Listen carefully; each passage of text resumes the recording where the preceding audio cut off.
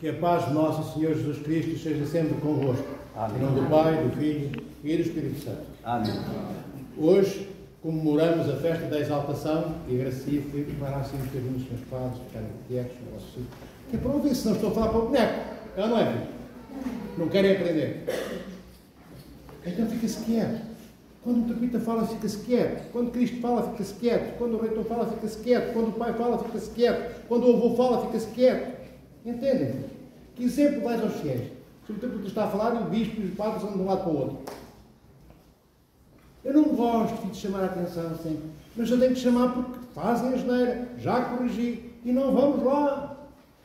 A perfeição à qual o Senhor Arcebispo de Antidório, o Senhor Padre Serafim, Senhor, Monsenhor Rafael, Padre Filipe, Reitor, a perfeição à qual nosso Senhor Deus e Salvador Jesus Cristo, este Senhor que morreu na cruz, nos chama, é uma perfeição total, desde a forma como nos sentamos na sanita, até à forma como nos aproximamos da igreja e do altar. Entre uma coisa e outra, todas as perfeições de todas as coisas que existem no mundo têm como apelo o ápice, isto é, a totalidade da plenitude daquilo a que somos chamados a ser como seres humanos perfeitos. Não somos chamados a ser perfeitos, Senhor Antidório, Senhores Padres e Fiéis, apenas quando entramos na igreja, tomamos banho no sábado à noite ou no domingo de manhã, vestimos umas roupinhas melhores e depois pomos as mãozinhas à direita sobre a esquerda e aproximamos do corpo santo de Cristo. Isto não é nada. E isto é necessário. Mas tudo o resto tem que ser feito antes disto, amados irmãos e irmãs. Por exemplo, quando o interpreta começa a falar, o bispo para. E é o primeiro a chamar a atenção do clero. Os padres têm 40 anos de igreja, não aprenderam. Se nós não aprendermos, vamos todos para o inferno. Porquê? Porque não há outra opção. Não é uma questão de Deus querer que nós vamos para o inferno. Deus não é um castigador. Deus é o Deus da vida, o Deus de amor. É uma questão de transgressão. Vamos dar um exemplo, que é a consequência da transgressão. Uma coisa concreta. Um pai tem um filho, e esse filho tem um quarto dentro de casa. E o pai sabe que o filho de vez em quando tem a mania, quando vai para dentro do quarto, de andar dentro do quarto com a luz apagada. Desliga o interruptor. E o pai, como sabe que há uma mesa pequenina com 42 centímetros de altura no centro do quarto do filho, e sabe que se ele apagar a luz pode dar uma cacetada com o joelho ou com a rótula na esquina da mesa, o que é que o pai diz? Olha, filho, quando entras no quarto, não apagues a luz. Se apagares a luz, tu vais bater, vais-te magoar, vais bater com uma das tuas rótulas, um dos teus joelhos, na esquina da mesa, baixinha que lá está. O filho, como é desatento, como todos nós, o que é que faz? Desliga, bum, cacetada, e parte a rótula. É o que aconteceu com Adão e Eva no paraíso. Entenderam? Foi a mesma coisa. A transgressão deu resultado à morte, à quebra da comunhão com Deus. Bem, e não era nada disto que era para ter dito, nem era por aqui que eu queria começar. Bem, mas foi necessário fazê-lo. Quero dizer-vos que esta festa da exaltação da Santíssima Cruz comemora, do ponto de vista histórico, dois eventos cruciais. Um que aconteceu no ano 326, quando Santa Helena, mãe do Imperador Constantino, como sabem, é o Édito de Milão, no ano de 325, bem, e toda a Igreja, de perseguida, passa a ter a mesma tolerância que todas as seitas do Império tinham até então. Não passa a ser privilegiada, mas passou a poder proclamar a boa nova, começar a construir, ou pensar em construir as primeiras igrejas. Já começou a sair das catacumbas. Bem, um ano depois, Santa Helena, mãe do Imperador Constantino, que é Imperador Romano do Oriente, do chamado Império Bizantino, que não é outra coisa senão o Império Romano, como era no Ocidente, mas no Oriente, e ela vai para Jerusalém. Vai para Jerusalém atrás de quê? Atrás da cruz. Ela quer encontrar a cruz de Nosso Senhor Jesus Cristo. Tinha desaparecido a cruz. Cristo foi crucificado fora das muralhas da cidade de Jerusalém. Fora da cidade. Hoje, o local, o Gólgota, onde Cristo foi crucificado com aqueles dois ladrões, fica já dentro das muralhas da cidade. Porquê? Porque, entretanto, ao longo de 2000 anos, a cidade foi crescendo e as muralhas, o lugar das muralhas antigas passou para muito mais distante, não é? Do epicentro, do centro da cidade, do que há 2000 anos atrás. De maneira que hoje o Gólgota fica dentro da Igreja do Santo Sepulcro em Jerusalém, fica dentro das atuais muralhas de Jerusalém. que não tem nada a ver com o sítio geográfico onde estavam as muralhas antigas. Bem, resumindo, a cruz não tinha desaparecido. E estamos a 326 anos, não é? 3 séculos, mais de 3 séculos depois da ascensão de Cristo aos céus. E Santa Helena chega a Jerusalém, tem a noção, evidentemente, de onde teria sido o Gólgota. E quando chegam ao local onde o Gólgota, isto é, onde Cristo teria sido crucificado com os dois ladrões, encontram uma planta com uma fragrância rara, à qual deram o nome depois, não é? Depois deram o nome de Basiliscos, que quer dizer, que vem do grego, quer dizer do Basileus, isto é, do rei, porque em grego Basileus é rei. Então deram-lhe esse nome de basilisco. Nós em português chamamos de manjericão. É uma planta que tem odores de fragrâncias raros. Bem, por baixo dessa planta, do basilisco ou do manjericão, depois de escavarem enfim, não sei, se tem 1 metro, 2 metros, 1,85 m, o que fosse, encontraram 3 cruzes. E não sabia qual era a cruz de Cristo, nem sabia se alguma daquelas era a cruz de Cristo. E o que é que o Patriarca de Jerusalém faz na altura? Pedido de Santa Helena, pede a uma senhora doente, muito doente, que estava ali próximo, e que ela fosse beijar cada uma das cruzes. Bem, beijou 2 delas, e essas 2 não curaram. Quando beija uma dessas 3 cruzes, ela é curada, que é a cruz de Nosso Senhor Jesus Cristo. Porque todas elas tinham a inscrição, não era só uma, todas as 3 tinham. Bem, aquela inscrição, o títulos, como se dizia no Império Romano, aqui jaz Cristo, não é o Rei dos Judeus, todas as 3 tinham, não se tinha como saber. Bem, ela é curada, e é um primeiro grande indício, mas o segundo, maior de todos os indícios, é que vai a passar uma procissão, um funeral. O funeral não leva vivos, leva mortos dentro do caixão. Os vivos, enfim, vão acompanhando o morto. E quando o morto passa diante da cruz e pararam, porque ouviram o burburinho, o ruído que estava a ser feito, que estava ali a cruz de Cristo, e para o féretro, o caixão para diante da cruz, Nosso Senhor Jesus Cristo, que aquela senhora anteriormente tinha beijado e a qual tinha sido curada, e o morto levanta-se, e o morto ressuscita. E a partir daí é encontrada a cruz de Nosso Senhor Jesus Cristo, porque as outras 2 cruzes, dos 2 ladrões, do mau e do bom, nem a do bom fez coisa alguma, porque Deus entendeu de singularizar a cruz dele, para que não houvesse confusões, e só a cruz de Nosso Senhor Jesus Cristo operou estes 2 milagres. Isto é narrado, isto vem nas atas de Jerusalém, do Patriarcado de Jerusalém. Bem, voltando para o segundo momento histórico, entretanto a cruz fica durante 3 séculos na posse da Santa Igreja Ortodoxa no Patriarcado de Jerusalém. No ano 314, a dinastia sassânida do Império Persa entra. Já havia guerras entre eles e o Império, e conseguem, no saque de Jerusalém, conseguem derrotar as tropas imperiais na Batalha de Jerusalém, e no saque levam como prémio da batalha, no ano 314, para a capital do Império Persa, a cruz de Nosso Senhor Jesus Cristo, aquela que tinha sido encontrada 300 anos antes, no ano 326, em Jerusalém, por Santa Helena, mãe do imperador Constantino. Bem, e no ano 627, o imperador Heráclius III, ou segundo, de Bizâncio, consegue, ou seja, 13 anos depois, no saque de Jerusalém, os persas terem conseguido levar como troféu a cruz de Cristo, o imperador Heráclius consegue recuperá-la na Batalha de Nínive, no ano 627, e a cruz volta para a posse da Igreja Ortodoxa até aos dias de hoje, e foi levada para a Igreja no ano 630, não foi logo em 627, 3 anos depois, foi levada para Jerusalém, para a Igreja da Ressurreição de Nosso Senhor Jesus Cristo, onde permanece. Isto para vos dizer que são estes 2 momentos, do ponto de vista histórico, é isto que nós comemoramos hoje. Porque é que se chama exaltação da Santíssima Cruz?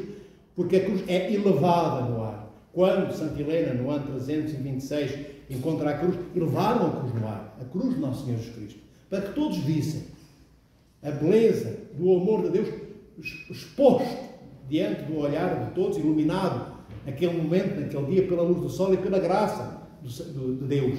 E em 627 fizeram a mesma coisa, e levavam a cruz acima das suas cabeças, e em procissão ela foi, dia 3 anos, para a Igreja da Ressurreição de Nosso Senhor Jesus Cristo, em Jerusalém, no templo do Patriarca Zacarias.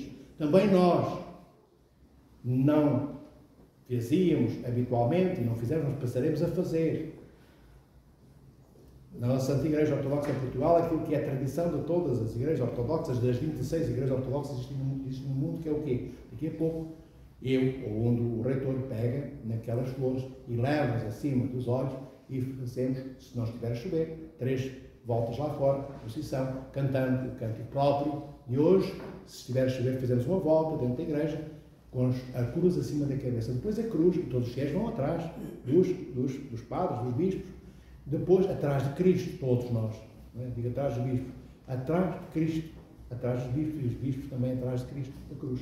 Depois a cruz é depositada, aqui onde ela está, e depois eu venho venerar. Todos nós vimos fazer 3 pequenos tanões, na terceira grande tanões, colocamos a cabeça no chão, e depois levantamos, e depois beijamos, um beijo na cruz, Nosso Senhor Jesus Cristo nos pés da cruz, depois encostamos a nossa testa, depois beijamos de novo. Para quê? O primeiro beijo, quando beijamos a cruz, é para nós, é já um agradecimento que nós fazemos a Cristo por aquilo que nós vamos receber. Não vamos beijar a cruz, não vamos encostar a nossa testa à cruz.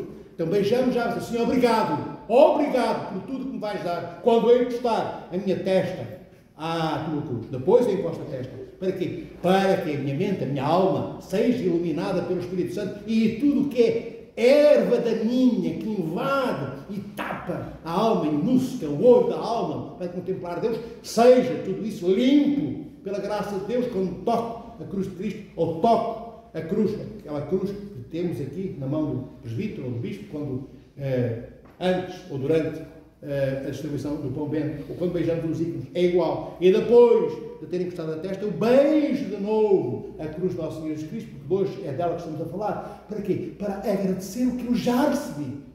Vejam, entendam e decorem por todas as vossas vidas, filhos. Porque tudo o que fazemos na igreja tem um sentido profundo. Não fazemos porque nos passa pela cabeça, porque passou pela cabeça dos padres da igreja. Foi porque, durante 2000 anos, o Espírito Santo inspirou a igreja e deu-lhe um propósito e encontrou-lhe um significado, não fruto da lógica racional, mas da inspiração do Espírito Santo. Então, tudo que fazemos em igreja tem um propósito. Um pai e uma mãe, bons pais e bons mães, boa mãe e bom pai, quando dão um beijo a um filho, tem um propósito, há uma razão e um fundamento para darem esse beijo. Não há qual é? Amo um filho. Não é? Não é o mesmo que eu dar um beijo na parede. Eu não tenho nenhum fundamento para dar um beijo na parede. Mas num filho eu tenho. Amo aquele filho. Então há um significado e um propósito. Não é por acaso que um pai e uma mãe beijam os seus filhos, ou os seus avós, ou os seus pais. Também nós da igreja. Não há nada que façamos por acaso. Tudo tem uma razão, um sentido. E um propósito. O que é que significa ter um propósito? Um objetivo. Há algo que nós queremos alcançar. Que é aquilo que também, além dos 2 eventos históricos e humanos que nós comemoramos hoje, é um momento que não é histórico, mas é escatológico. Está colocado no futuro. Nós comemoramos hoje o nosso futuro, queridos irmãos e irmãs, porque é a cruz de Cristo, à qual o Senhor sobe no Gólgota em Jerusalém, que nos catapulta para o reino dos céus. É ela que é a chave dos portões celestiais, que se abrem com Cristo sendo preso.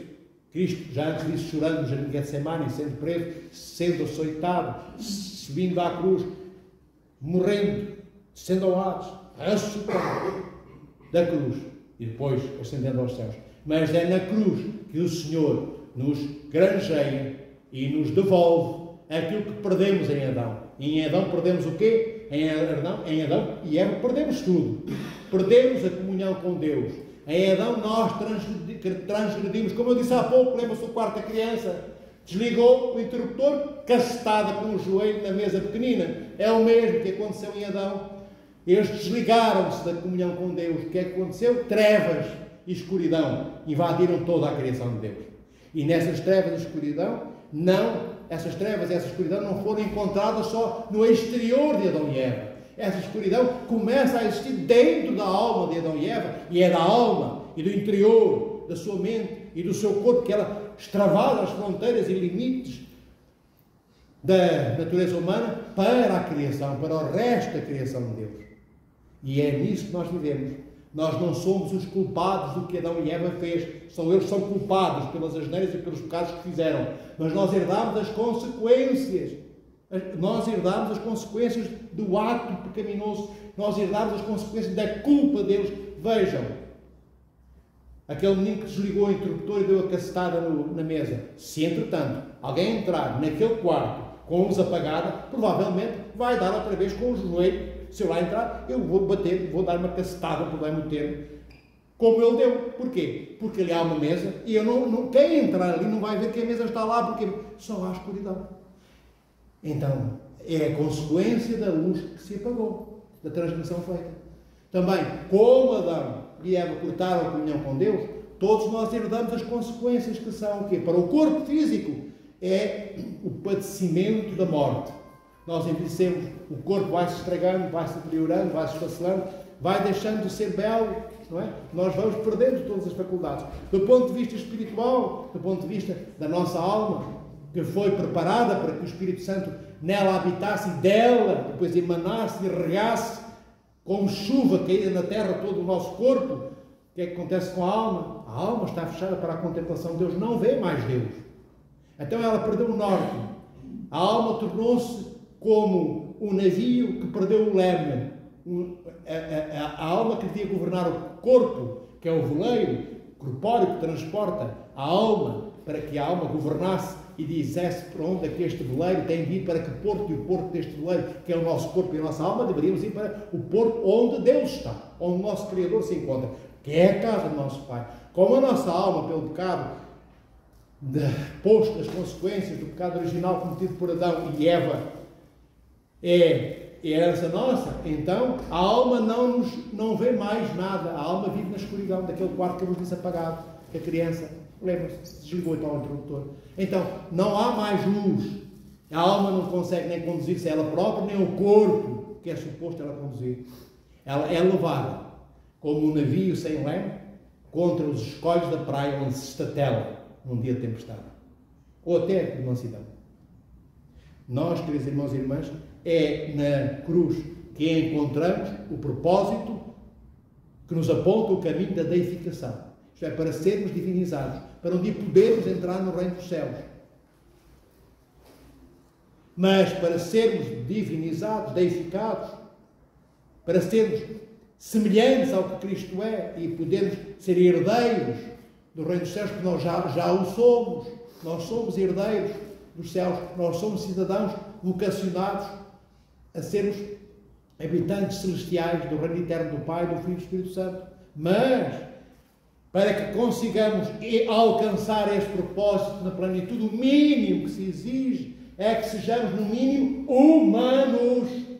No mínimo, temos que ser seres humanos perfeitos. Porque aquilo que nós somos hoje não é ser humano. Nós não somos nós não somos ainda seres humanos.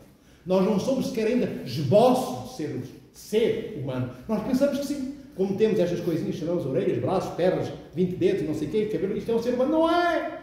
Não é!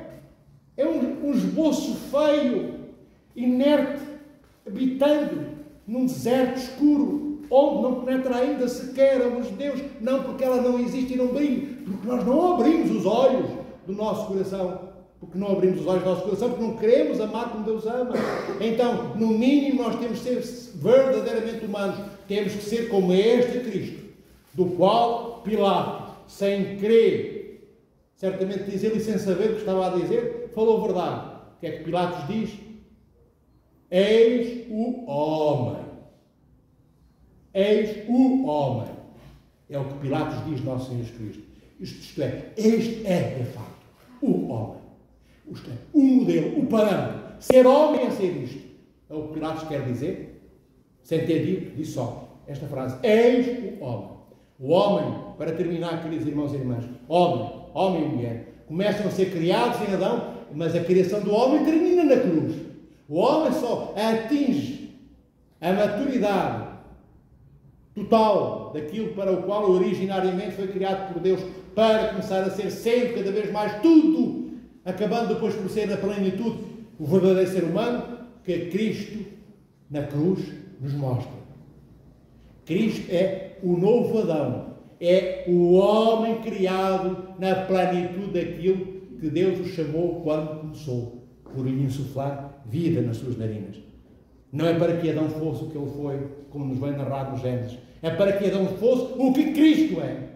E Cristo é o plenamente homem, totalmente afeiçoado, deixou-se afeiçoar pelas mãos do Pai, na cruz, no que faltava na sua natureza humana para alcançar, o Senhor alcançou. Que foi o quê? É a demonstração no cosmos criado da totalidade maior daquilo que pode ser na criação de Deus, dado como modelo e exemplo do que é o amor do Pai. Cristo conseguiu espelhar na cruz o máximo que os olhos da criação poderiam contemplar. Aquilo é o amor do homem que vive à imagem do Deus Criador. E é este Cristo que sobe ao Gólgota, que morre e que ressuscita. É, de facto, o modelo do homem. É aquilo que nós temos que ser. Aquilo e aquele. Então temos que ser verdadeiramente humanos. Então ressuscitaremos para o reino dos céus, para a vida eterna, para a luminosidade que brota do túmulo escuro e vazio. Quando Cristo sai do túmulo e explode a tampa do mesmo e a pedra é afastada pelos anjos, queridos irmãos e irmãs, podemos nós achar que havia escuridão, só a luminosidade. Então, onde é que temos a certeza disso? Nos anjos de luz que as mulheres que vão ao túmulo encontram. Então, terminando, queridos irmãos e irmãs, para sermos receptores da graça de Deus, na plenitude da graça que Ele nos quer dar, temos que ser, no mínimo, humanos. Por isso, estáis recordados, tenham a esperança que estejais, do que disse Santo Inácio de Antioquia, sobre o qual vos contei que quando ele ia a caminho da arena de Roma, preso, agrilhoado, e viu que os cristãos que o amavam não queriam que ele fosse comido pelos leões, nem devorado pelas feras, e ele, com medo que os fiéis fizessem alguma coisa para o impedir de ser martirizado, ele diz: filhinhos, diz ele filhinhos nas cartas que ele escreve durante o seu cativeiro, enquanto andava para Roma: não façais nada que impeça que eu seja morto, isto é, deixai que a boca do leão se abra, que os dentes afiados se enterrem no meu corpo, deixai que eu passe da vida à morte, para na morte encontrar a vida do Mestre. Porque o Senhor diz, o Senhor Cristo, nosso Deus, que aquele que quiser preservar a sua vida, perdê-la, e aquele que perder a vida por Cristo, esse encontrará a vida eterna. Santo Inácio é isto. E ele acrescenta mais o que é Inácio. Santo Inácio é o que depois de morrer, no céu, eu serei verdadeiramente humano. Nos céus, depois da minha morte, serem engolido pelos leões, eu serei verdadeiramente ser humano. Que é isto que Cristo é. É isto que nós somos chamados a ser. Pega na tua cruz. Nega-te a ti mesmo. Nega-te a ti mesmo. Pega na tua cruz e segue. Não é o que Cristo diz. E agora, não é para responder a mim nem ao vós. Pensem, o que é que nós fazemos na nossa vida destas frases? Desta, por exemplo. Todos nós ouvimos ao longo de décadas. Nega-te, diz Cristo. Filho, António, Manuel, Joaquim, Trompeta, João. Nega-te a ti mesmo. Pega na minha cruz e segue-me. Isto é, pega na tua cruz e segue-me. E nós não sabemos o que é e também não estamos interessados em saber, filhos. Também não perguntamos o que é que isto significa. E perguntar o que é que isto significa ainda significa estarmos ao nível teórico de uma explicação racional e lógica dada para a nossa memória racional acumular e depois jogar no lixo. Mas ao menos é um começo. Pega. Nega-te a ti mesmo significa o quê? Fazer o que Cristo fez. Ele esvazia-se da sua majestade e glória divinas para assumir a pobreza da natureza humana na plenitude do que o homem e a mulher são, mesmo no pecado, porque Cristo não era todo inocente. O Senhor abdicou de todas as coisas para que nós tivéssemos tudo o que não podíamos ter, mas sobretudo, entre todas a maior, o Senhor morre para que tenhamos vida.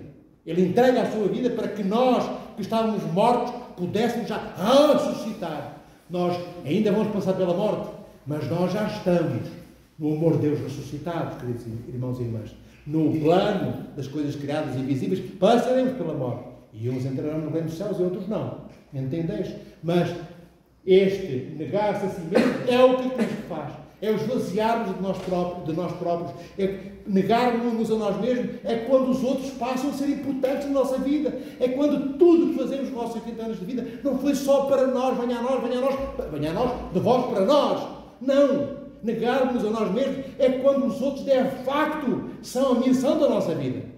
É quando os outros são de facto o objeto do nosso amor. É quando os outros passam a ter realidade espiritual e existencial diante de nós. É quando nós encontramos em nós espaço para ser desimpedido das tralhas que acumulamos, fruto dos interesses que amamos nesta vida, e fazemos explodir tudo isso de dentro de nós, para que só fique espaço vazio, onde não há nada que me interesse. De tudo eu abdiquei no mundo, para que haja todo o espaço, para que o amor de Deus me encha. E quando o amor de Deus pôs em mim, na minha alma e no meu coração, então eu sou aquilo que os outros começam a ver, para o qual fui chamado que fosse. Começam todos a ver que há alguém que se mexe, não apenas para aferroar para a sua casa e para si próprio, há alguém que se mexe para ir buscar um doente que caiu no chão, há alguém que se mexe para ir ter com aquele que está só, há alguém que se mexe para levar comida aos que têm fome, há alguém que se mexe para anunciar Cristo, mesmo correndo o risco de ser ridicularizado, há alguém que se mexe pelos outros e não apenas por si próprio. É isto, uma medida pequenina, não vamos ficar até amanhã a falar, que significa negarmos-nos a nós próprios, pegar a nossa cruz a seguir. Primeiro para fazer isto. Depois pegamos a nossa cruz, que é o quê? A nossa cruz é a aceitação das coisas que nós naturalmente não queremos. Porquê? Porque nós só queremos aquilo que nos afasta de Deus. O que é que nós não queremos? Não queremos partilhar o nosso dinheiro com o vizinho, nosso irmão que precisa pagar a renda. Nós não queremos levar uma família amiga do nosso carro para a praia, a não ser que eles paguem metade da gasolina. Se não pagarem, já ficamos enxofrados, porque andamos a transportar gratuitamente metade de uma família. No entanto, sabemos que só eu e a mulher é que íamos para a praia e temos 3 lugares no carro.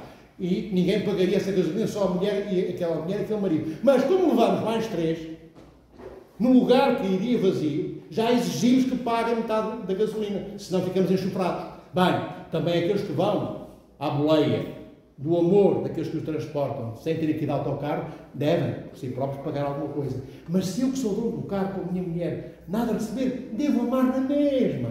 Não devo, senão já estraguei o meu encontro com Deus. Por isto, sim, já estraguei. Num só momento, sim, num só momento. Num só momento eu levo um tiro e caio no chão. Num milésimo de segundo, num só momento, eu caio em cima de uma faca e fiquei aberto com as vísceras de fora, da barriga, do abdômen. Num só momento, eu perco a vida eterna, queridos irmãos e irmãs. Destes momentos graves. Claro, eu poderia dizer, a vida eterna, a salvação não se perde como se perdem, como às vezes escrevi alguns, as chaves do carro. Não. É preciso tomarmos decisões contra a nossa salvação. É preciso decidirmos fazer o oposto do que Cristo fez. Mas, às vezes há coisas tão graves que uma delas basta. Se eu matar alguém, se eu roubar, se eu for adulto, se eu não amar os meus irmãos. Bem? E há outras coisas igualmente graves, queridos irmãos e irmãs. Mas para vos dizer, amai-vos uns aos outros.